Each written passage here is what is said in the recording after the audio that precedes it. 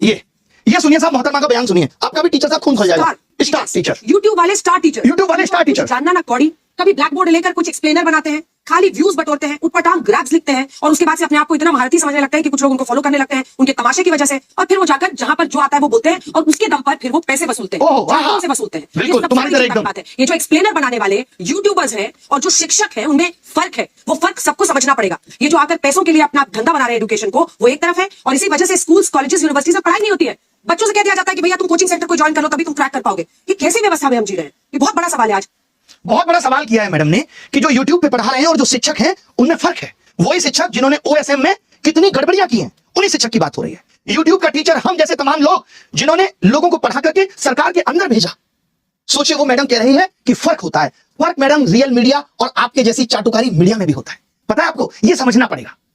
जिस तरीके से आप कह रही हैं ना व्यूज के लिए, आप TRP के लिए किस तरीके से स्टूडियो के अंदर घमासान कराती हैं वो दुनिया ने देखा है कि कोई लॉजिक नहीं, सिर्फ उलूल जुलूल बातें। ये पत्रकारिता है तुम्हारी, इसको नंबर मिलने चाहिए।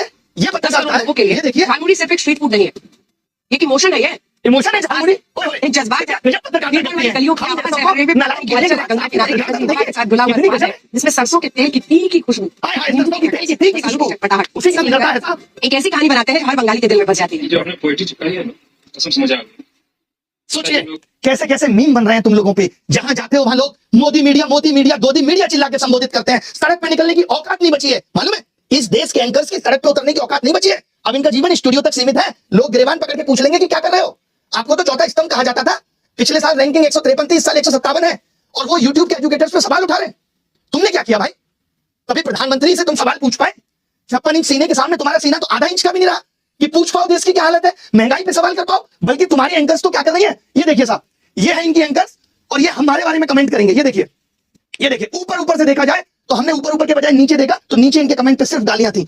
1 मिलियन के करीब फॉलोअर्स हैं, पोस्ट में 1000 लाइक नहीं है, और नीचे देखा हमने तो सिर्फ गालियां थी।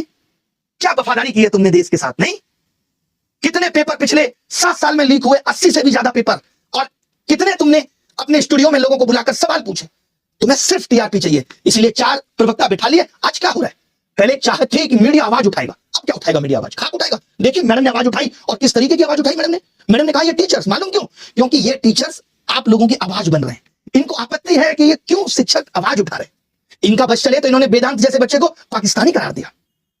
सोचिए, एक बच्चा जो OSM सिस्टम का शिकार हुआ, जिसकी कॉपी को बदल दिया गया, उसको इन्होंने पाकिस्तानी बता दिया। आज आप देश में सवाल पूछेंगे तो आपको राष्ट्र विरोधी घोषित कर दिया जाए, और कुछ भी नहीं इसके अलावा।